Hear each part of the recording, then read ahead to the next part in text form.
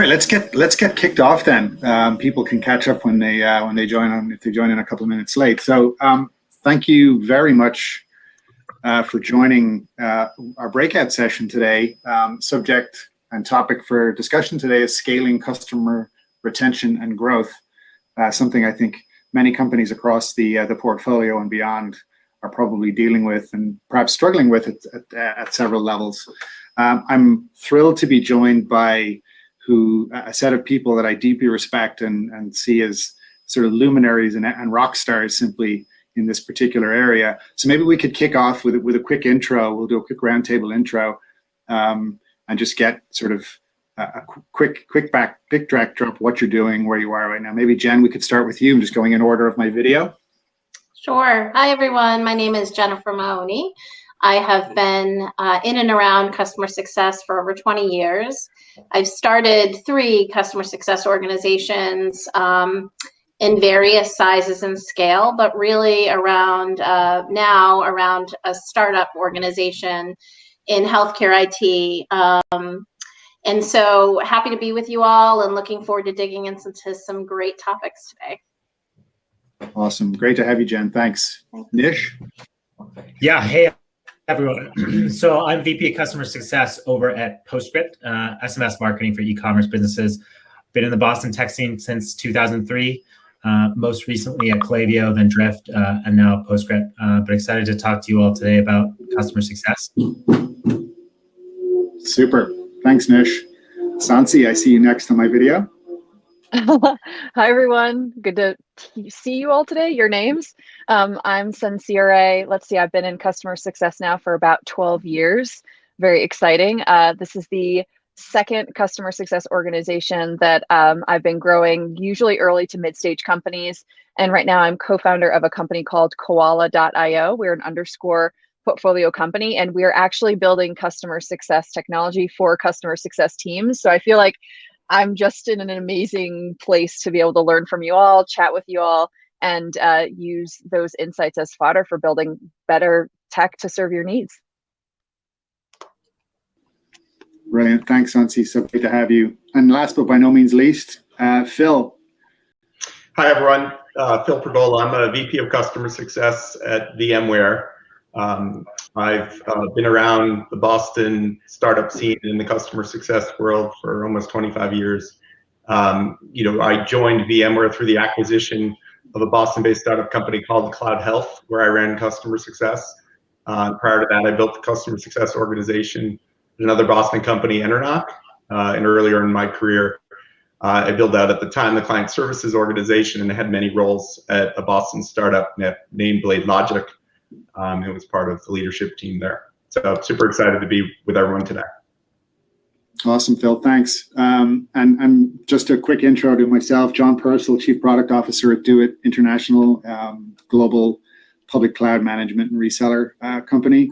Been worked sort of over the last 10 or 15 years with a variety of different tech and product companies who each deal with and think about customer retention and customer success and the growth associated with both of those things in a variety of ways. So I'm here to facilitate the discussion and defer to the experts, quite frankly. So the structure of the session today, just for those of you still joining, we're going to kick off with a bit of a roundtable panel discussion, try to dig into some topics that we think are quite relevant to this area, to this sort of arena. And then we'll have a chance to break out into, breakout rooms or networking rooms, and we'll be able to dig a little bit deeper. We'll each take a room and just sort of explore the subject at a deeper level with you all. So stick around for that. But maybe to kick it off, when we think about, keeping customers with us, right, as we grow and they grow, and then hopefully growing with them, I think this all seems to flow through, and several of you have used this term, this core business concept that we're calling, or we've come to call over the years, customer success, right? Now, different companies will build that in different ways. They'll invest in different ways. They'll more than likely assign different business challenges to that function. But the term customer success itself has clearly taken hold quite broadly. So maybe to kick it off, maybe we can start with this question, and we'll just sort of, we'll dive right in. given the charters and the missions we assign to these groups, whose success are we really talking about and are we really focused on? And we can just jump right in. Whoever wants to pick that up, we can kick it off.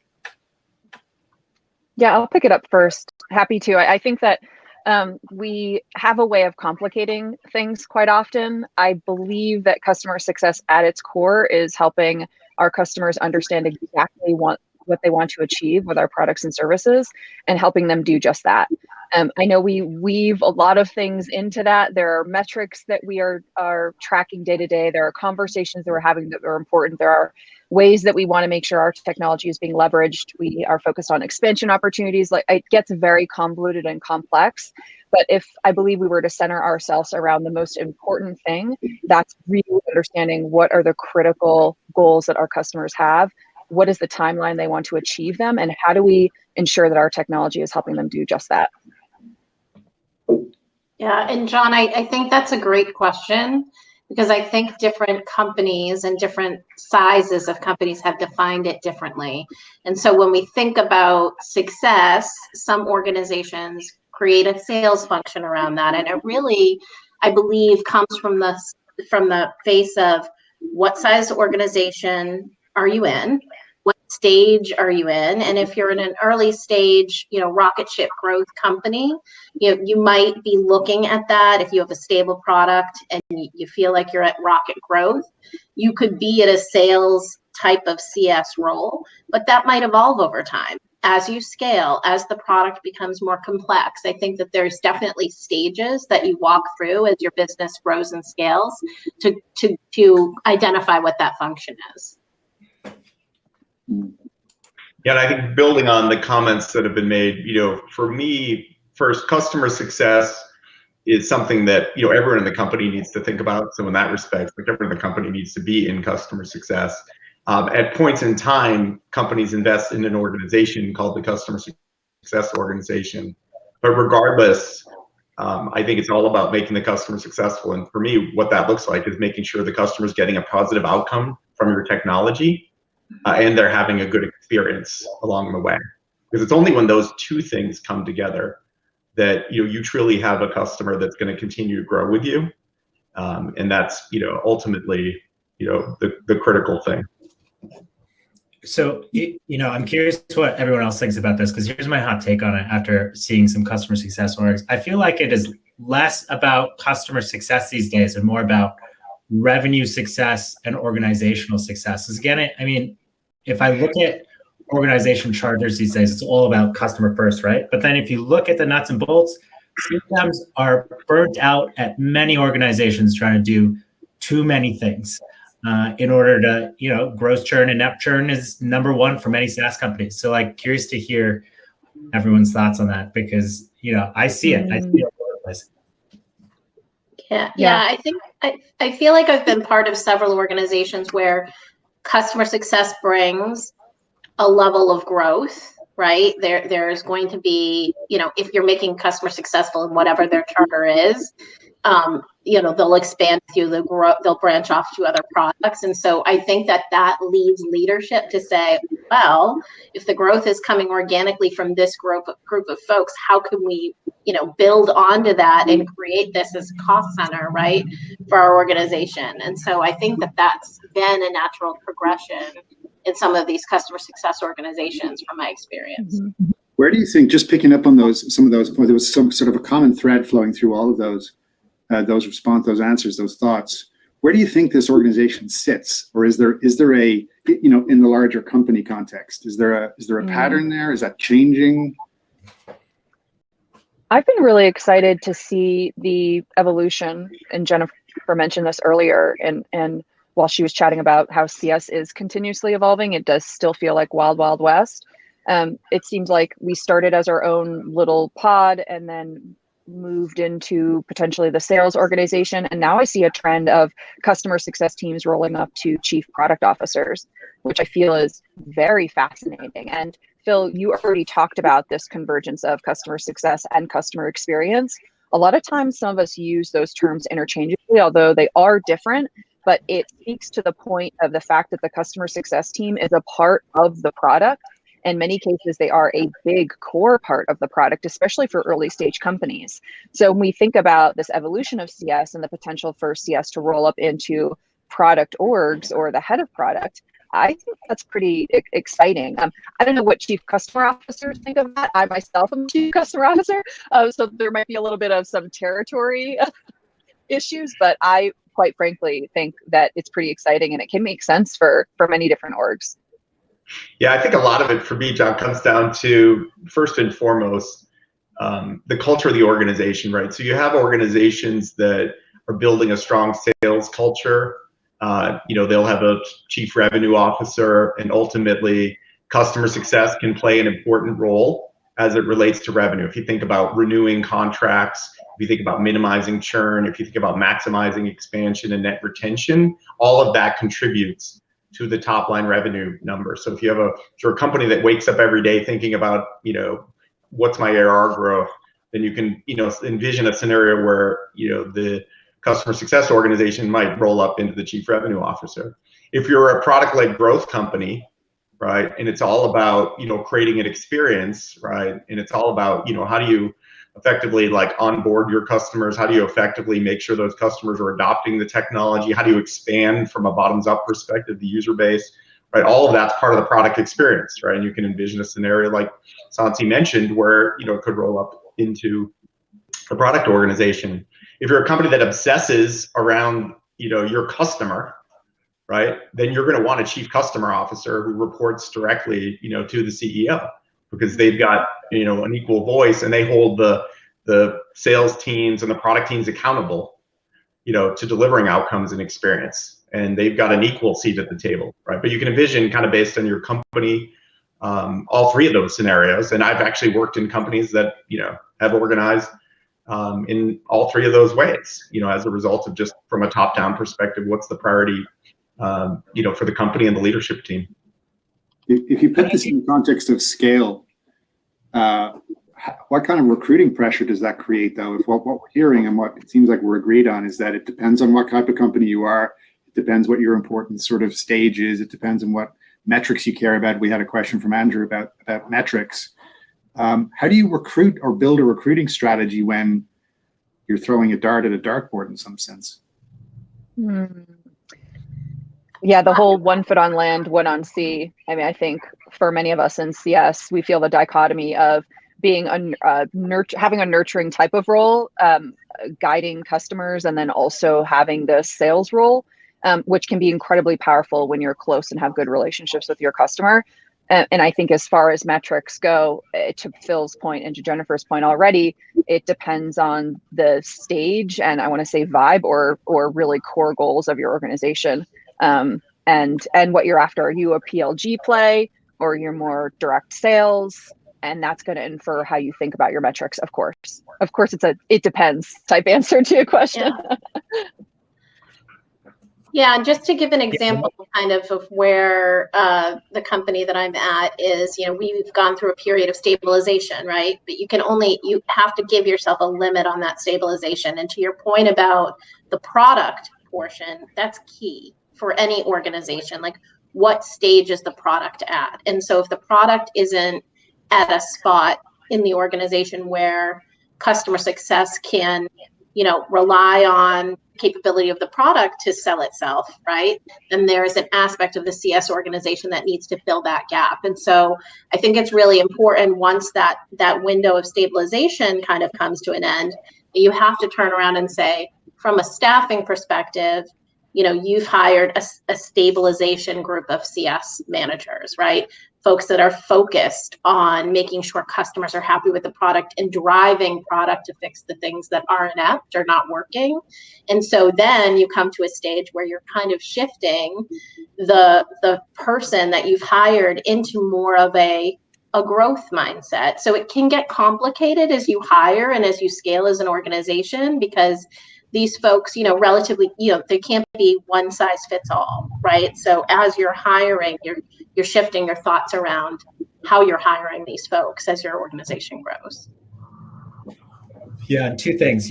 One, on the reporting side, regardless of who CS reports to? Is it a strategic function of the business? I think is the most important thing.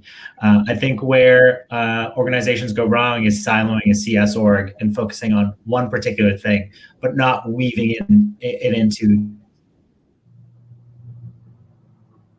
of a business. So that's one thing.